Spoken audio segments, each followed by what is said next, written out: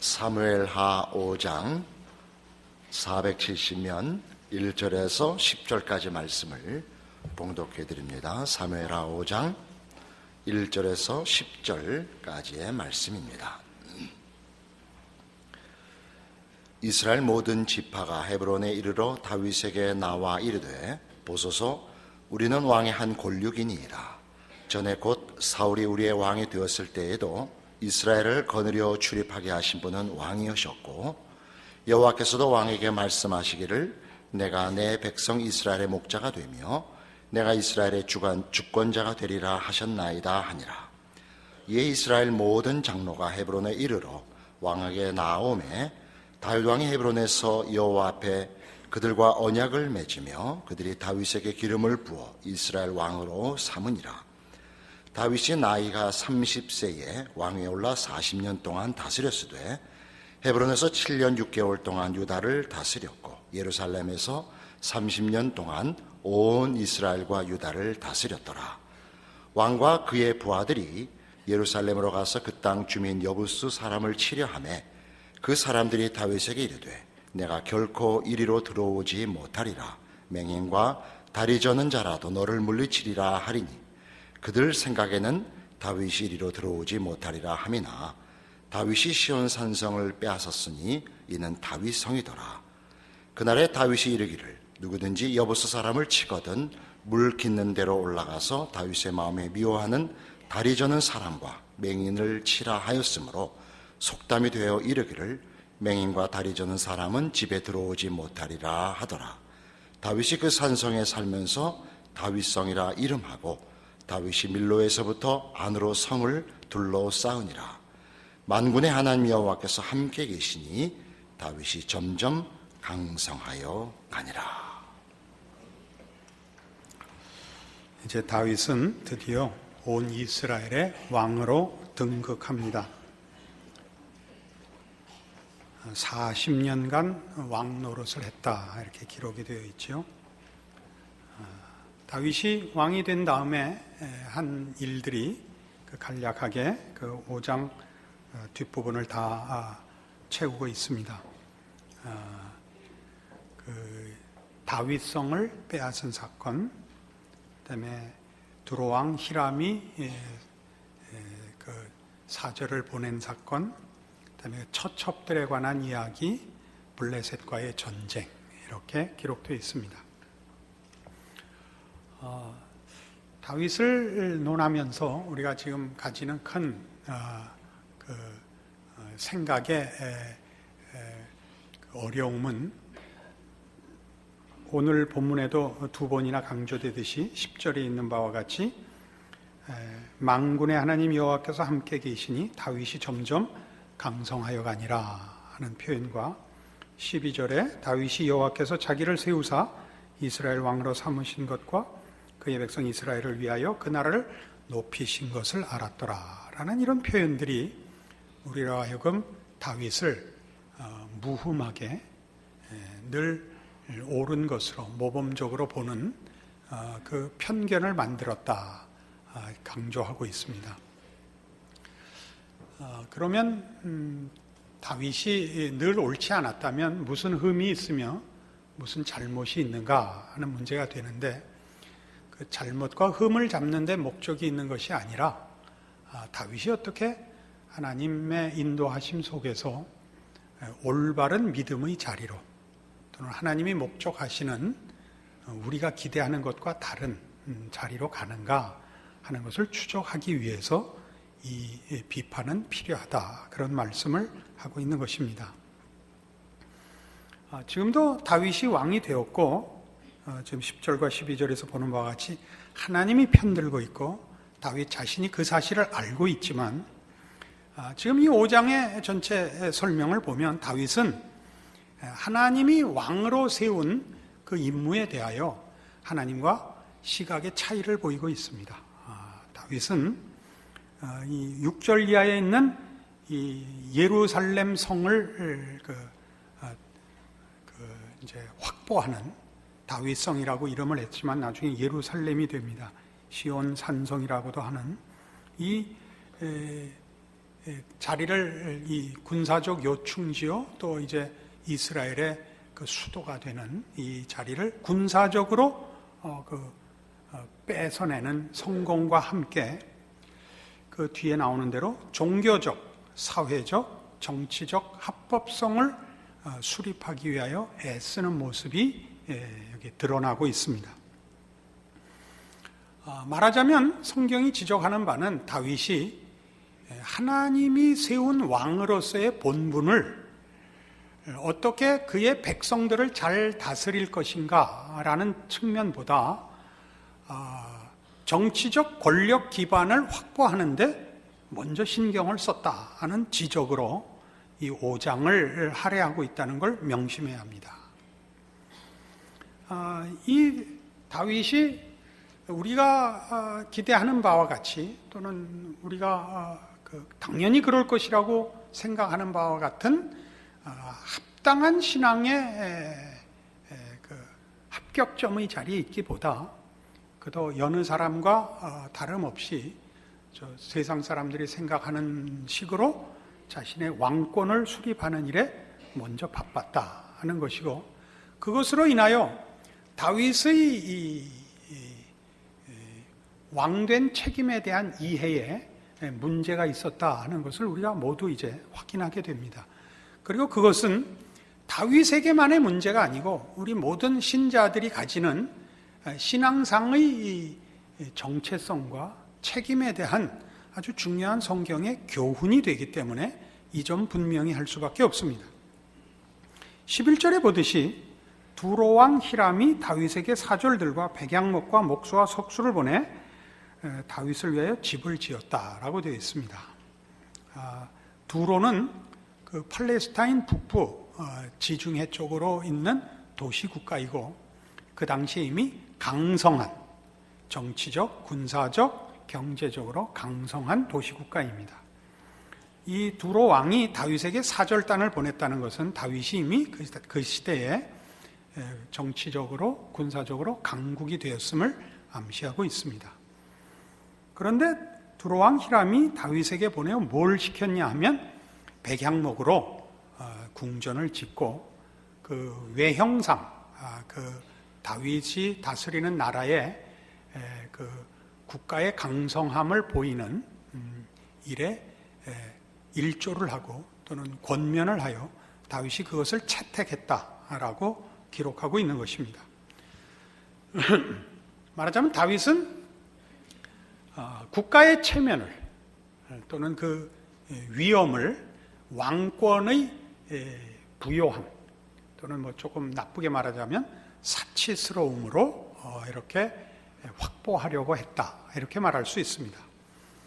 그런데 이것이 뭐 세상 나라에서는 그 왕권의 부요함이 경제력으로 군사력으로 나오는 것이 당연한 과시입니다만 하나님의 통치를 시행해야 되는 이스라엘에서는 이것은 굉장히 조심해야 할, 그리고 늘 하나님의 그 뜻과는 반대되는 개념으로 성경은 죄악시하고 있다는 것도 확인해야 합니다. 예레미야 22장으로 가겠습니다.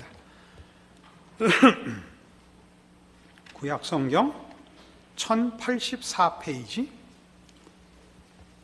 예레미야 22장 13절입니다. 불의로 그 집을 세우며 부정하게 그 다락방을 지으며 자기의 이웃을 고용하고 그의 품삯을 주지 아니하는 자에게 화 있을진저 그가 이르기를 내가 나를 위하여 큰 집과 넓은 다락방을 지으리라 하고 자기를 위하여 창문을 만들고 그것에 백향목으로 입히고 붉은 빛으로 칠하도다. 네가 백향목을 많이 사용하여 왕이 될 수 있겠느냐? 네 아버지가 먹거나 마시지 아니하였으며 정의와 공의를 행하지 아니하였느냐? 그때 그가 형통하였었느니라. 그는 가난한 자와 궁핍한 자를 변호하고 형통하였나니 이것이 나를 알미 아니냐? 여호와의 말씀이니라. 여호야김 왕에 대한 하나님의 사자의 꾸중입니다. 이 시대는 이제 그 유다가 두 나라로 바뀐 북왕조 이스라엘은 이미 망한 후고 남왕조 유다가 바벨론 앞에 이제 포로가 되기 직전입니다. 이 여호야김 왕 다음 왕에서 이제 망합니다. 그런데 이 여호야김도 이제 악한 왕으로서 하나님의 통치를 준수하지 못하고 백향목으로 그 궁전을 짓기에 바쁜 왕이라라고 지적받고 있습니다. 우리가 지금 이해하자면 우리가 이해할 수 있는 가장 근사치는 이태리 대리석 이런 개념입니다. 근데 그의 왕궁을 이 백향목으로 치장한다는 것은 지금 여기에 지적대로 하면 15절, 내가 백향목을 많이 사용하여 왕이 될 수 있겠느냐? 경제력이 네 왕권의 힘이 될 수 있겠느냐? 군사력이 네 왕권을 유지하는 것이겠느냐? 이런 얘기입니다. 내 아버지가 먹거나 마시지 아니하였으며 정의와 공의를 행하지 아니하였느냐? 요시야는 선한 왕으로 종교개혁을 행하고 하나님의 통치를 순종한 선왕이었습니다. 그는 정의와 공의를 행했고 정의와 공의를 행해서 그 왕권이 망하거나 쇠퇴하지 않았다. 정의와 공의를 행함으로써 그 왕권이 더 왕성했고 튼튼했다. 그가 먹거나 마시지 아니하였느냐? 그가 핍절했느냐? 그렇지 않았다. 네가 군사력과 경제력을 확보하는 것이 너의 자랑이며 네 왕권의 힘이냐? 그렇지 않다라는 지적을 하는 장면입니다. 그러면서 그때 그가 형통했는데 그 형통함이 무엇에 근거했었느냐? 16절, 가난한 자와 궁핍한 자를 변호했기 때문이었느니라 이겁니다. 그러니까 이스라엘이라는 나라는 신정국가요. 그 왕권은 하나님의 통치를 대행하는 것이어야만 합니다. 하나님의 통치의 본질은 뭐냐? 그 근거는 뭐냐? 은혜의 통치입니다. 공의가 실현되는 것입니다. 그것은 권력과 힘의 통치가 아닙니다. 우리 모든 예수 믿는 사람들이 바라는 신앙의 궁극적인 완성은 뭐냐면 이 세상이 하나님의 나라가 되는 것입니다. 이 세상이 하나님의 나라가 된다는 것은 요한계시록 11장 15절에 있는 바와 같이 이 세상 나라가 우리 주와 그리스도의 나라가 되는 것입니다. 이 세상이 우리 주와 그리스도의 나라가 된다는 것이 성경적인 이해와 이스라엘 사람들 간에 좀 거리가 있었습니다. 그리고 신약시대 백성들도 이 약속 또는 이 신앙의 기대가 종종 구약 성도들, 이스라엘 백성들의 오해와 혼합되곤 합니다. 그건 뭐냐 하면 하나님의 통치가 이 땅에 가시적이고 현실적이고 구체적으로 실현되는 것을 우리 주의 나라와 그리스도의 나라가 되는 것으로 기대하는 것이 이스라엘 백성들의 보편적인 오해였고 다윗도 거기에 소속됩니다. 그리고 신약시대 성도들도 하나님의 나라가 실현된다는 것이 보이는 모습으로 하나님의 통치가 우월한 자리를 차지하여 그의 백성들, 하나님을 믿는 백성들의 신앙에 대한 보상과 우월함이 보이게 나타나는 것으로 기대하는 것, 이것이 대체적으로 신구약 시대를 막론하고 신자들 사이에 가장 흔하게 오해된 신앙적인 기대였습니다. 다윗도 여기서 벗어나지 못해서 이제 우리가 두고 보겠습니다만 다윗도 그의 왕권의 확립을 이런 보이는 것으로 먼저 서두르고 있는 것이 오늘의 본문이고, 그것 때문에 성경이 다윗의 이런 일들을 통하여 무엇이 잘못됐는가로 오늘을 사는 신약 성도인 우리들의 신앙에서도 본질적인 신앙의 핵심을 분명하게 하는데 목적이 있는 것입니다. 예레미야 22장 지금 우리가 살펴본 이 내용이 하는 바는 하나님의 통치는 권력과 체제로 확립하거나 힘을 쓰는 것이 아니라 공의가 실천되는 것이다 하는 것입니다. 공의가 실천되는 것이라. 아모스 5장으로 가보시죠. 1279페이지 구약 성경입니다. 아모스 5장 21절부터 봅니다. 내가 너희 절기들을 미워하여 멸시하며 너희 성회들을 기뻐하지 아니하나니 너희가 내게 번제나 소제를 드릴지라도 내가 받지 아니할 것이요 너희의 살찐 희생의 화목제도 내가 돌아보지 아니하리라. 내 노랫소리를 내 앞에서 그칠지어다 내 비파소리도 내가 듣지 아니하리라. 오직 정의를 물같이 공의를 마르지 않는 강같이 흐르게 할지어다. 정의와 공의, 공평을 행하라. 하나님의 통치의 본질은 공의를 시행하는 것입니다.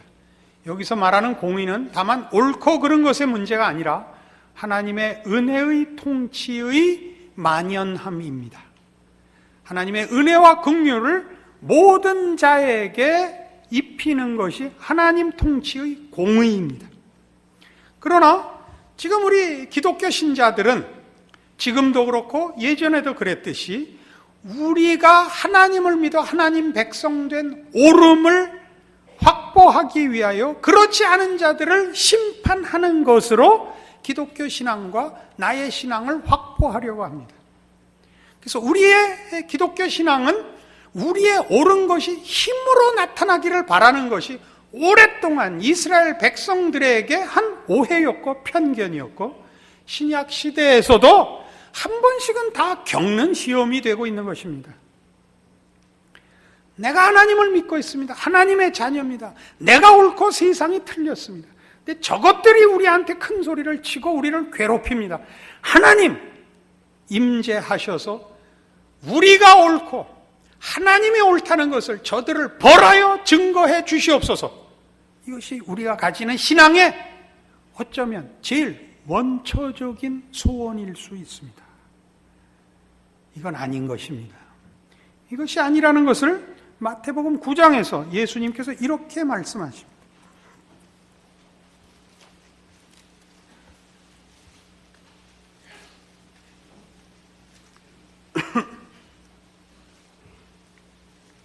마태복음 9장 9절. 예수께서 그것을 떠나 지나가시다가 마태라 하는 사람이 세관에 앉아 있는 것을 보시고 이르시되 나를 따르라 하시니 일어나 따르니라.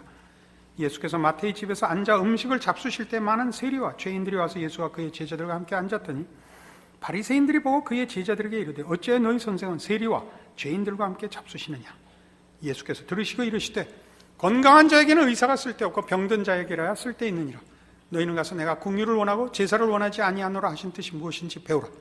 나는 의인을 부르러 온 것이 아니요 죄인을 부르러 왔노라. 이 당시에 예수님 당시에 이스라엘은 로마의 속국이었고 세무서원들은 로마 정부를 위하여 일하는 공무원이었습니다. 그래서 이스라엘 백성들은 이 세리들을 매국노 취급을 했습니다. 그러니까 이스라엘이라는 나라가 지금 정치적으로 로마의 속국일지라도 질 수 없는 하나님의 나라인데 지금 현실적으로 그 정치적 그 아래에 놓여 있다고 해서 자기네 민족과 나라를 배반하고 세상 나라를 가서 섬긴다는 것 때문에 뭐 아주 신앙적으로도 악질분자로 배신자로 취급했죠. 아주 죄인 취급입니다. 예수님이 세리 마태와 식사를 하시니까 이 사람은 왜 죄인하고 식사를 하는가? 이게 말하자면 지금 이스라엘 백성들이 늘 오해했던 하나님의 백성이라는 말의 의미에 대한 오해요. 하나님의 통치에 대한 오해요. 지금까지도 예수 믿는 사람들에게 늘 쉽게 드러나는 그 신앙상의 편견이라 말입니다. 옳다 그르다의 싸움이라고만 생각한다 이겁니다. 예수를 믿는 것 옳습니다. 그러나 그것은 은혜의 통치의 수혜자이기 때문에 생긴 자리입니다.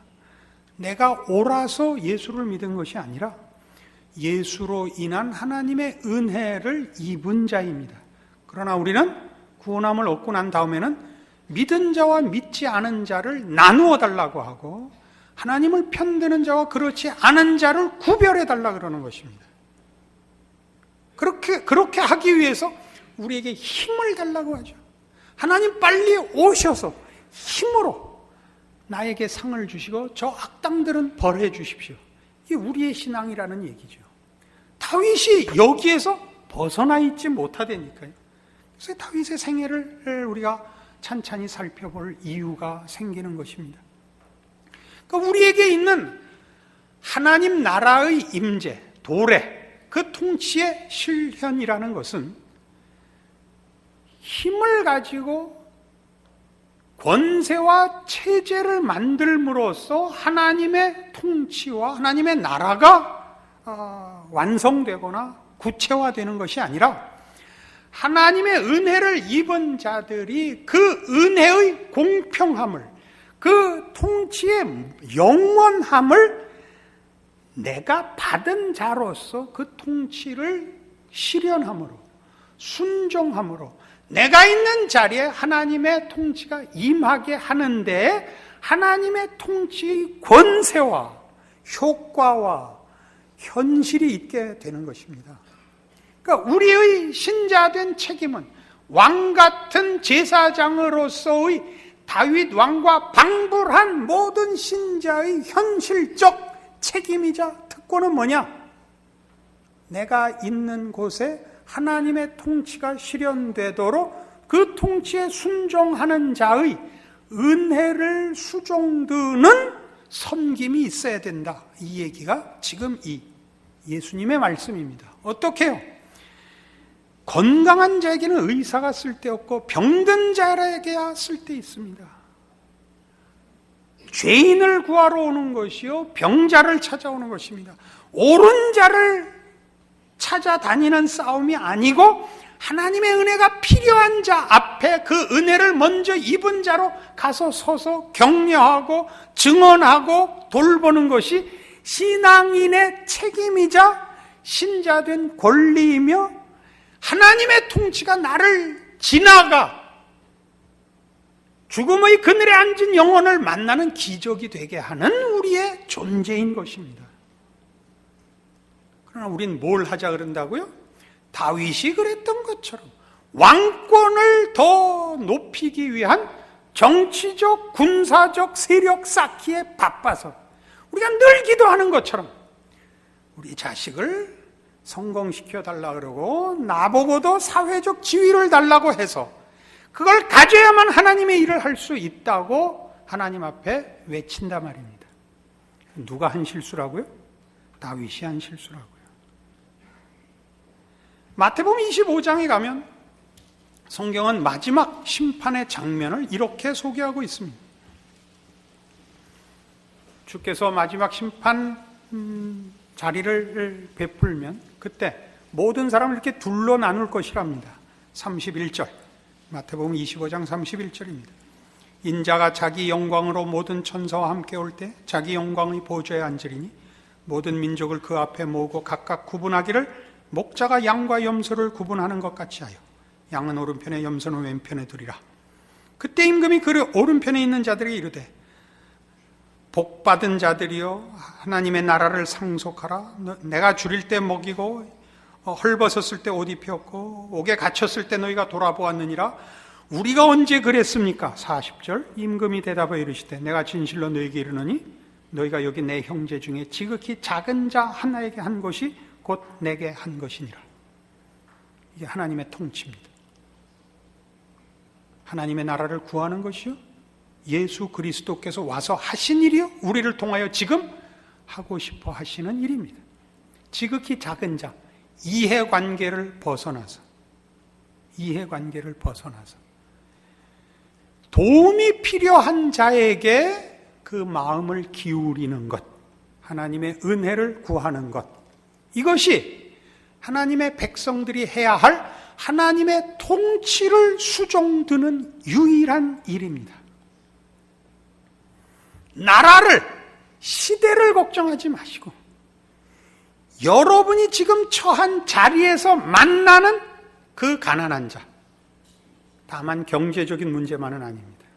그 영혼의 가난한 자, 그 심령의 가난한 자, 사망의 그늘에 잡혀 소망이 없는 자, 절망에 빠진 자, 자기가 하는 일이 무엇인지 모르는 자 앞에 여러분은 하나님의 통치가 무엇인지를 아는 자, 누리는 자, 그 답을 소유한 자로 그 앞에 서야 하는 것입니다.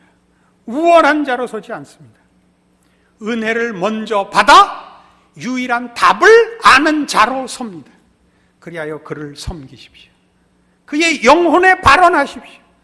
동일한 자리에서 그가 당하는 삶의 질곡과 인생의 무게에 신음하는 자리에서 환경과 조건에서 차별이 없습니다. 그러나 우리는 마음의 짐을 벗고 있는 겁니다. 예수 안에 있기 때문입니다.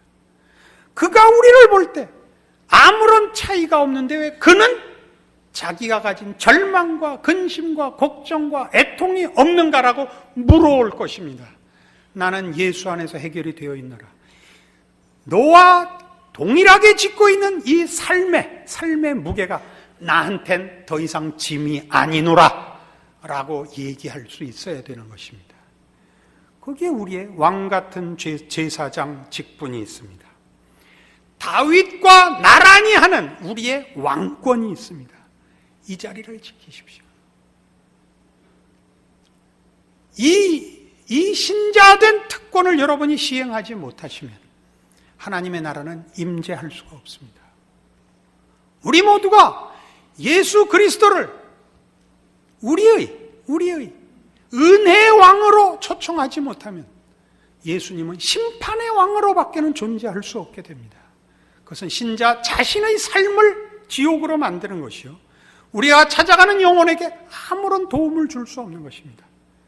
주께서 그 심판의 자리를 지금 유보하고 계시고 오랫동안 지연시키고 있는 것을 기억하셔야 됩니다. 여러분 스스로의 삶을 위하여, 여러분으로 인하여 찾아가는 모든 죄짐을 진 영혼들 앞에 주께서 저들을 만나시고 저들을 우리와 방불한 신앙 고백의 자리로 돌려놓으시도록 여러분의 왕권을 하나님의 공의와 자비와 긍휼 아래 묻고 순종하십시오. 여러분의 인생을 대신할 다른 방법을 하나님이 제시하시지 않았다는 걸 확인하게 될 것입니다. 여러분의 인생은 말 그대로 기적의 인생이요, 감사의 인생이 될 것입니다. 그러한 삶을 살도록 오늘 다윗을 부러워하지 말고, 다윗도 이 문제를 고침받아 궁극적으로야 그 승리의 자리에 갑니다마는 우리 모두가 동일한 하나님의 인도하심과 간섭 속에 그 훈련과 그 인도와 그 승리로 인도함을 받고 있다는 것 확인하는 오늘의 말씀이요, 여러분의 인생이요 신앙 고백이 되기를 바랍니다. 기도하십시다. 하나님 아버지 은혜를 감사합니다. 하나님의 자녀로 사는 기적을, 하나님의 통치에 놀라운 수종드는 종으로서의 삶을 확인합니다.